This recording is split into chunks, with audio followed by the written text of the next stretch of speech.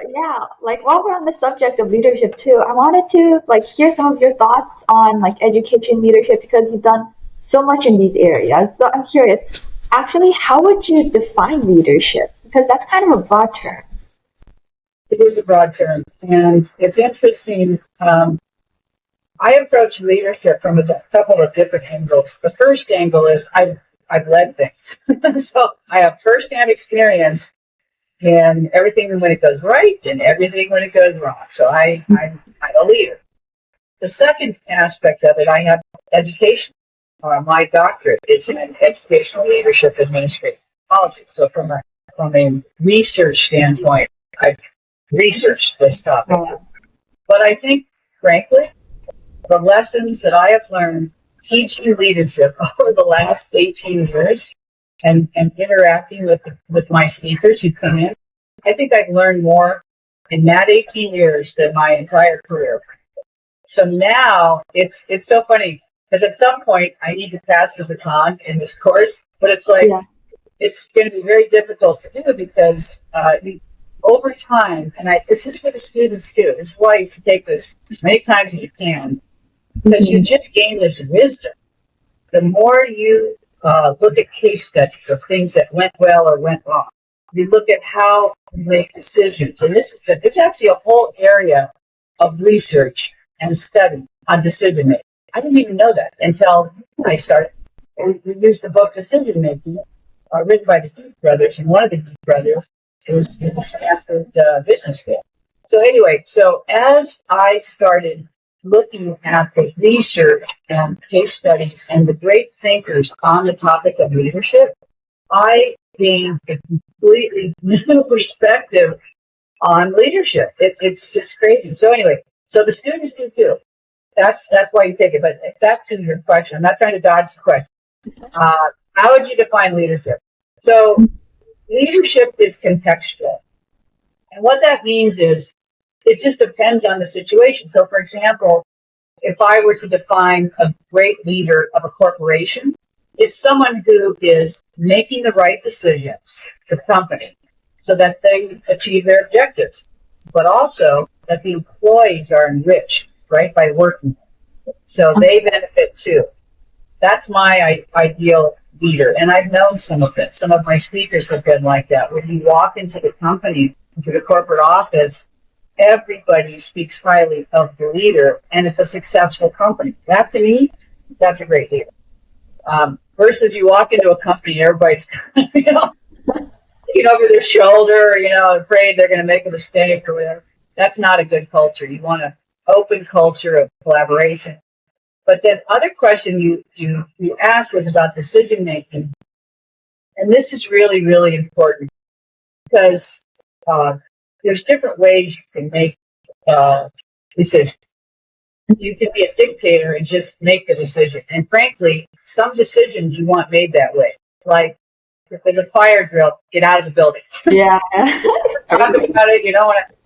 Or if there's a crisis going on within the company and decisions have to be made, that's why you have a leader. They've got to make these decisions.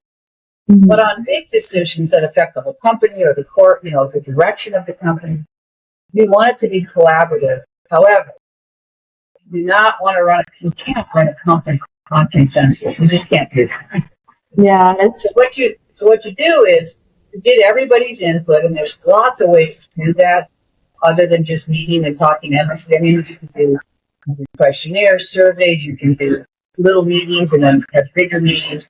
And this is done in corporations across the United States, but the leader has to make the final decision, and then they have to explain why they made that decision, taking into account the pros and cons and the different aspects that were brought up in all the input from the employees.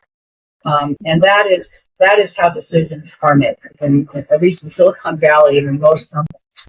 And that's the way they should be made. Because just imagine, you have all these incredibly talented people working for you, and you've got to make a decision about the direction of the company. Of course you're going to ask them. Yeah. They're like your best resource. But anyway, so that is how decisions should be made. If you try to reach consensus, that's just, you're never going to reach consensus.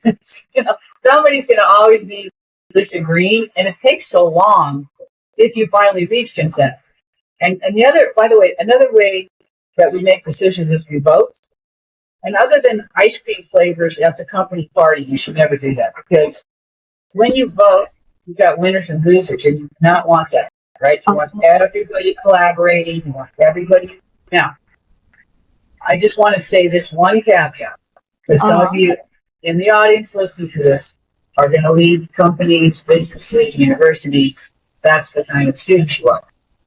When you make a decision, even if it's very collaborative, you've got the input of everyone, and you've made the decision, you've explained why you went in the direction you did, there may be somebody out there in the audience that says this, who didn't listen to me. He didn't really hear what I was saying. Yeah, Because you're not going in that direction. And all you can do with someone like that is just, what you do is you say, look, we're going in this direction. The decision is mine, because frankly, if it's the wrong direction, I'm fired, not you. If we're going the CEO is gone, not you. So what we'll do is, you have this concern, and we will keep an eye out for that.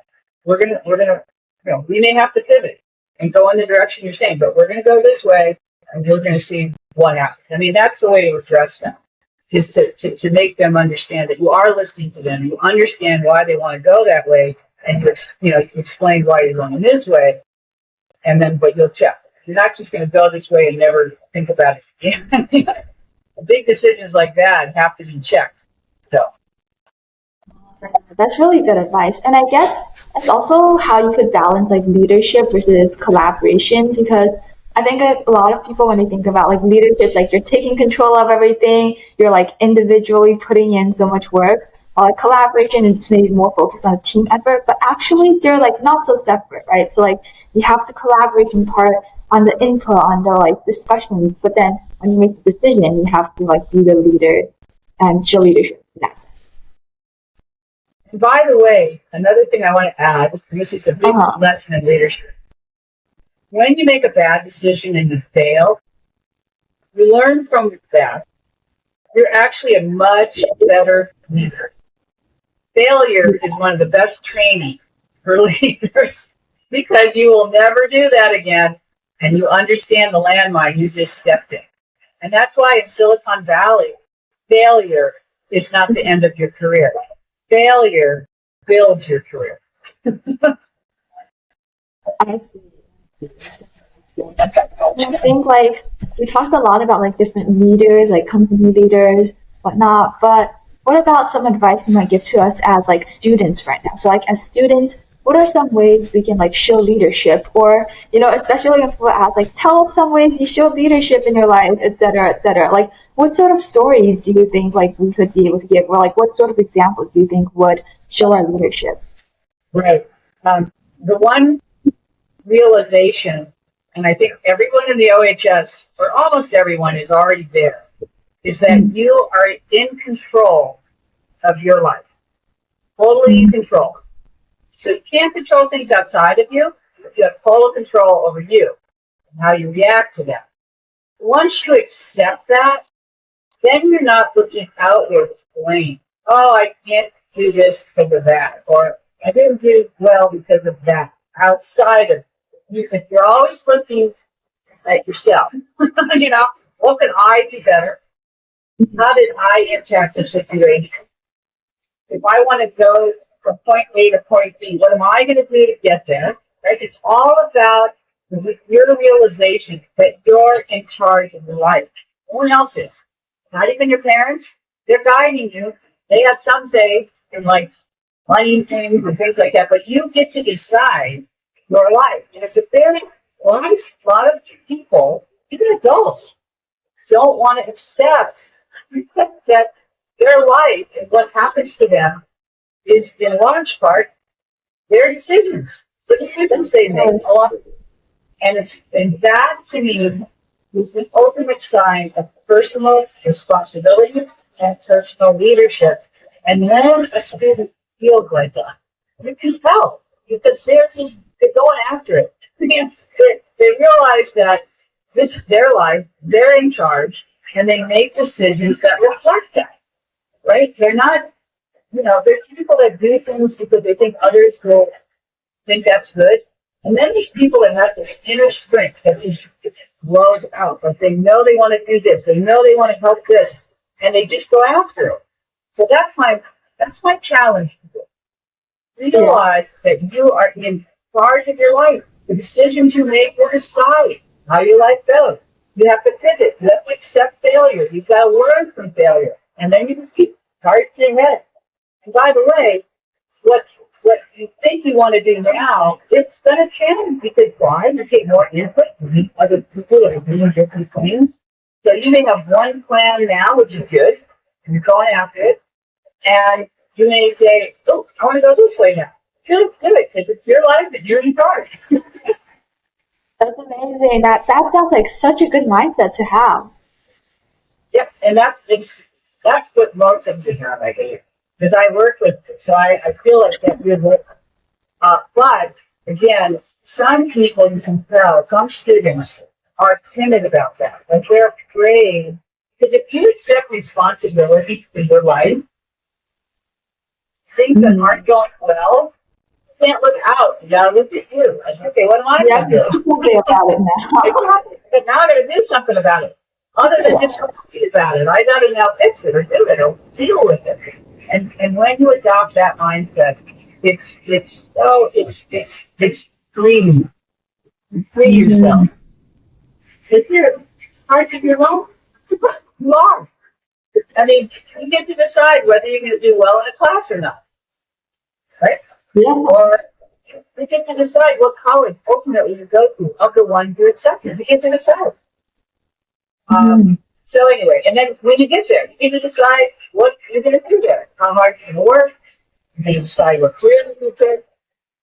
Another thing I have to share is there is, and I went up to his name was Michael Martin. Brilliant. He was the CEO of Flextronics. He built it from $100 million to many billion dollars. And one of the things he said when he spoke to the students, their instructions, he has to do with this. He said, I know people that are much smarter than me, and they hate their lives. They hate what they're doing. They don't enjoy going to work.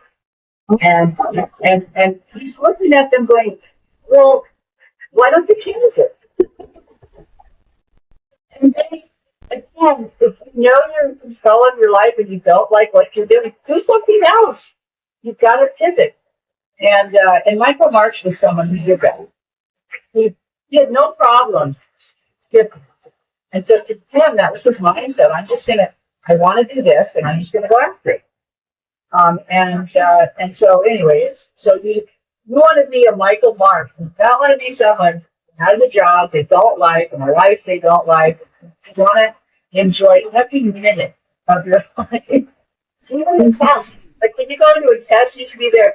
This is like, I'm like one of the smartest people on the planet, and I'm taking a test. It's going to be fun. Like it's time for me to shine. This is what I'm the best at. It's not like, if I'm not a golfer, it's not like I'm at a golf course and I have to play golf. This is what I'm good at. So you should be in those tests. Bring it on. This is my wheelhouse. Yeah.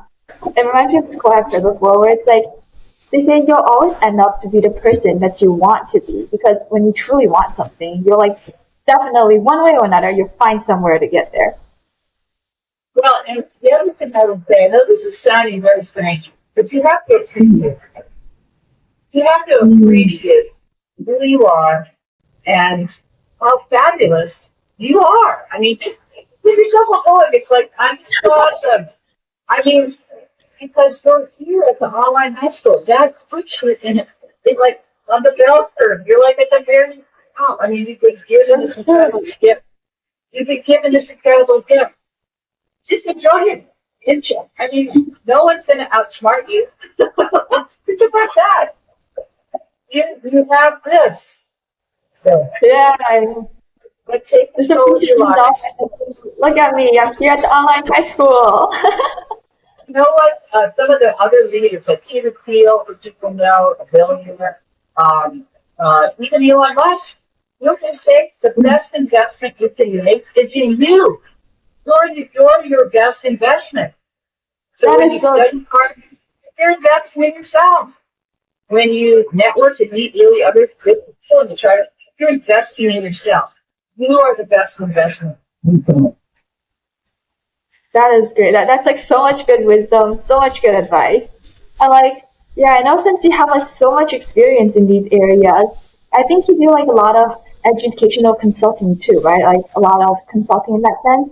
Yeah, could you tell us also like a little bit more about what you do there? Because that sounds really interesting. Like what it's like, why you chose to do this, or like biggest thing you learned, just like tell us about what you do there. Right. So after I think it was year 5 or 6, I Uh-huh. I went to Ray Valley and I said, okay, time for me to do something else because the school I had gotten it up and running. We had gone through multiple accreditations, got the 6-year accreditation. So it was. Remember, I'm a startup person. I get things going. And Yeah. now you need to bring someone in who was more stabilized in course, who could then, and so certainly they went through a few people like Summer Hero, coach for Spiders. He's just so good. So they have a wonderful head of school and they're stable. That's what they need. I, on the other hand, had never been a consultant before, and I had people have contact to help them and international clients. So I thought, well, this might be a nice, fun thing to do, right? So Yeah. I resigned from the head of school, but Stanford wouldn't let me go. So they hired me as part-time to work on special projects, but then so I've never left Stanford, which is it's very flattering. I mean, it's just very flattering. But and I love teaching leadership classes. My students, I think, understand that it's only 8 times a month or whatever. Because I travel all over the planet.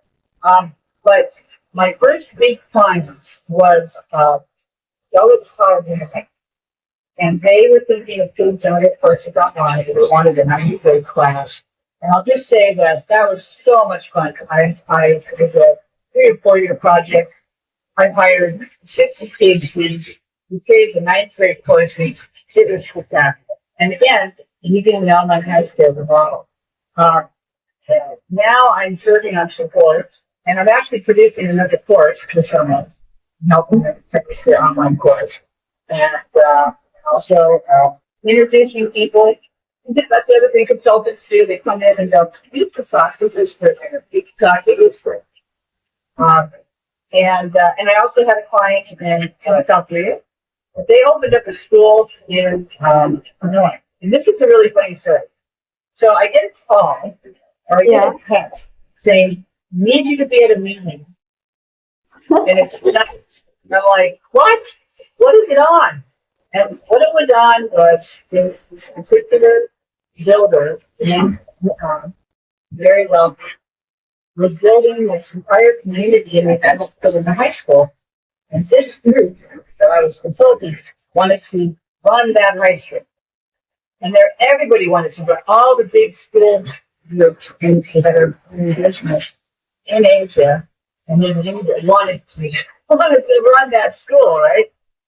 And so I'm like, okay. So what I did was I practiced saying in Vietnamese, it's a pleasure to meet you. And that was really hard because I don't know, anybody in the audience, but if you have one intonation wrong, you could be saying, I hate you or something. So you got to get it perfect. And I'm like practicing. And then what happened was, so we've got this Vietnamese billionaire and his team, and then we've got our team, and I'm online. They're all there in person. And I'm on this giant screen. That I don't think the giant screen, and I'm the only one that's virtual. Yeah. So they introduce me, and they have a translator because the president of Trump doesn't speak any English. And I didn't know that. But anyway, so they introduced me, and I said it perfectly. I said his name, and I go, it's a pleasure to meet you. And the smile on his face. Oh my God. So Oh, anyway, I will just say it ended by they are now running that school. But it shows the importance though of meeting people where they are. And so I just thought that was a great story. But again, this is consulting. You have to study. I got drilled on questions about the school and why should they get us versus anybody else. that is so cool. That is such a cool story. Yeah. So it sounds like with a lot of like the educational consulting you do, then it's like going through that startup process almost like over and over again, like the innovation process, right? Yeah, and I have to say that my perfect school, this is my secret because I'll you run with it because I just wanted to happen. The online high school is fabulous because not everybody allows just the reach of Stanford with this fabulous curriculum all over the world. To me, one of the best brick and mortar school constructions would be the online high school in a brick and mortar school. So, like, you still have the people who the way you do, but you've got a school that can be in person, and you only see them 1 hour twice a week. They got office hours, but you have all these labs. You have like a science innovation lab, you've got a math lab, help with math, you've got a writing lab, help with writing. You've got sports teams, you've got clubs. So it's kind of the best of both worlds. Just the structure of the online high school as far as less time sitting in a classroom and more time to just, innovate, have fun, work on the things that you need. So it's much more customized. That's called the hybrid model for education, and I think that's Yeah, yeah, that's so cool. Like all of us here, like we all understand OHS, we all love the way it works. But it's like a lot of people, I think when they first hear about OHS as an online school, it's like they might find it a bit hard to understand. Like how does an online school work? Like how does that impact our like socializing? Or like what's high school life like in an online high school? So like if we were just trying to like introduce OHS to like family or friends or like even on our like college application or something, how do you think we should introduce and like show off OHS's like really unique and really wonderful online environment? okay. I'm glad you asked that question because I have three layers of answers. The first thing is Ooh. when I started the online high school, and I have the best kids on the 28 of this kids on the planet. And they're all going to want to go to Ivy League, and nobody knows who we are. So I was on a plane, and I was meeting with the admissions officer going, hello, we're here at Stanford High School. They're like, what? And I kept doing that for the first couple of years. Because, for example, it took a couple of years for anybody to get into Harvard. And I had this one family, everybody in the family went to Harvard, and they were big Harvard donors. And they daughter, they wanted to go to Harvard. And here we hadn't gotten into Harvard. And I'm like, okay, I better go meet with the Harvard admissions officer who's going to read these applications, which I did. And what I handed them is where all our students went and what they're doing. And so they're like, whoa, I didn't know you're on the Stanford campus. I'm like, I had to, go through the UC, like a lot of people in California want to go to the UC, LA, Berkeley. So I had to go, we had to get all our courses approved. And then they go to approve our labs. And so we were going to be the first online school they were going to approve. I mean, we were building bridges all over the place. So that's how I was engaged on. But I think they were my story. This is such a good story. So I have students, really, the parents are both doctors. They ran the largest method, he was brilliant. Dickie was in college public calculus, I think. I love it. Yeah, he's really smart. And he wanted to go to Caltech. I don't know if his dad did go to Caltech, his dad was a doctor, but his uncle's grandfather went to Caltech. He just wanted to go to Caltech. That was his goal. Yeah. And we had never gotten anything into Caltech. And so what happened was, in the year before, one of our smartest kids did not get into Caltech and went to Stanford. So what I did was, This is a true story, by the way. This is a true story. Yeah. I don't know if to say it because I might get in trouble, but I gotta tell you. I call, so this student applies, early Uh-huh. decision, and he doesn't get the early decision. So now he's in the general decision. I called the head of admissions at Caltech, and because it stands for connection, he took my call. Yeah. I sent her and I said, I just want to know what kind of students do you have something? Exactly a student from the online high school last year, and I was telling him all about the student. By the way, he went to Stanford for over. But now that I'm a student, we just applied, and I can't imagine sending you to anybody smarter or better than this student. And he got and you can hear him piping in the background. Like the student up.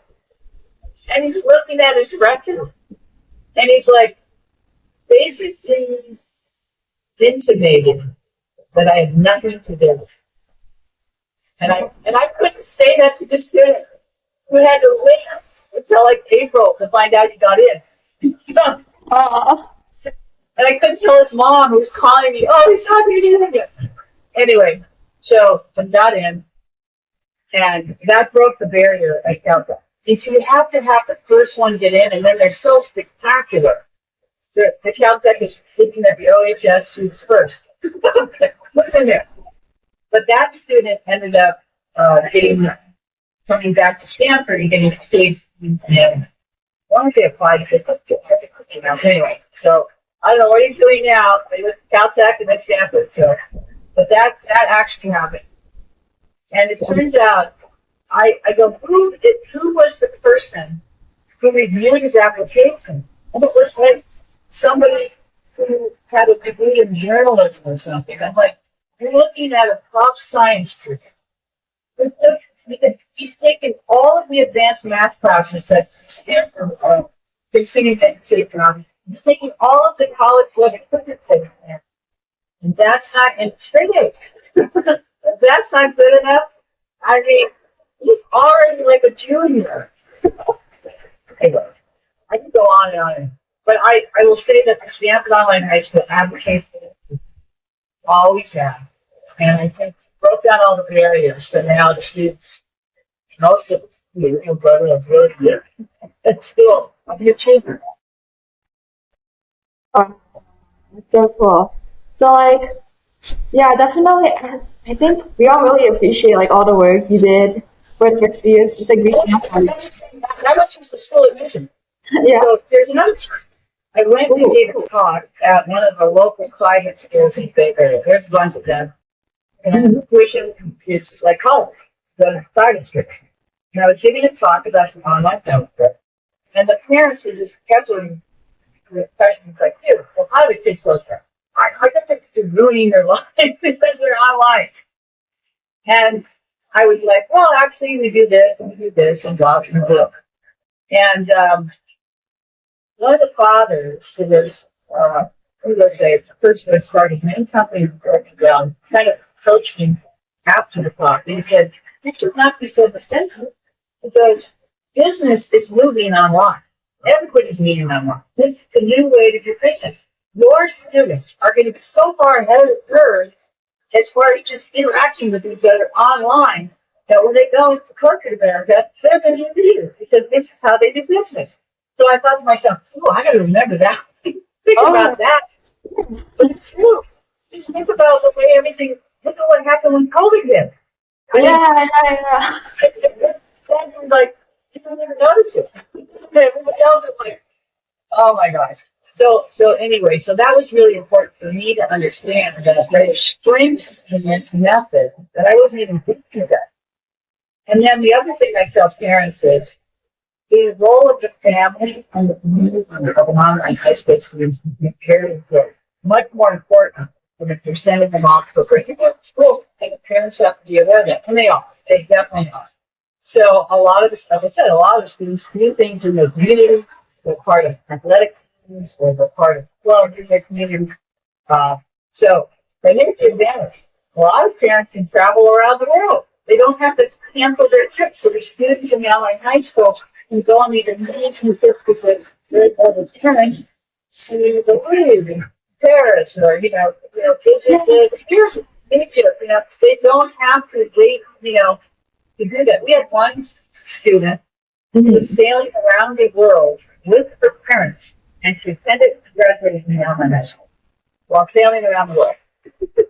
We'd be Yeah. like, where are you? Hey. That's actually like surprisingly common here because like I've talked to like some of my classmates and my friends. They do that too. Like a lot, surprisingly, a lot of people just like they'll take classes traveling around the world, and it sounds so cool. You have no bad. And the other thing is that education for young high school students is now very accessible because when you graduate from young high school, you go to college, there'll be a lot of that college courses that are now hybrid.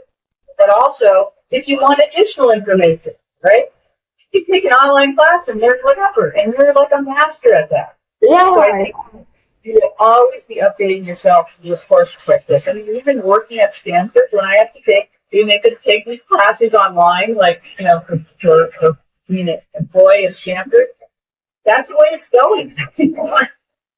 So it's been for me personally, because when I first went to the Stanford, when I was first hired, I'm like, don't you need an expert in online education to run the school? And they're like, there is no one like that. You're going to be this. And I'm like, that was actually true. I knew how to launch a really good school, but not online. Anyway, I would say that it was a great honor and privilege to launch this school. And I'm so proud of this school. And that's why I think you're here.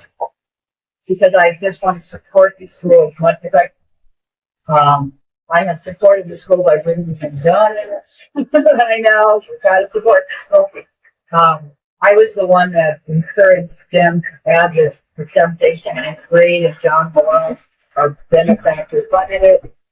He also ended up funding the big endowment. So, part of the growth of the online high school is from the financial support of parents and the originally going to.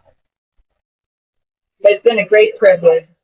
And it wasn't just me, obviously. There was a whole team of people, and brilliant people, behind the launch of the Snapchat High School. And frankly, just felt, when they hired me, they said, isn't this a good idea? I'm like, oh my God, this is going to be so successful. You take the brightest kids on the planet, and you took the brightest instructors on the planet. I go, how can that not be like amazing? And that's what happened. And what you guys may not know, keep track of the alumni. You can't imagine what they're doing right now. It's been since 2006. What is that? Years?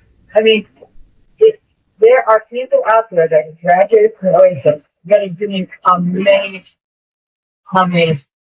So I'm hoping that the Alumni Association continues to build and grow. I will tell you that whenever I contact an alumni to talk to my leadership, it's good.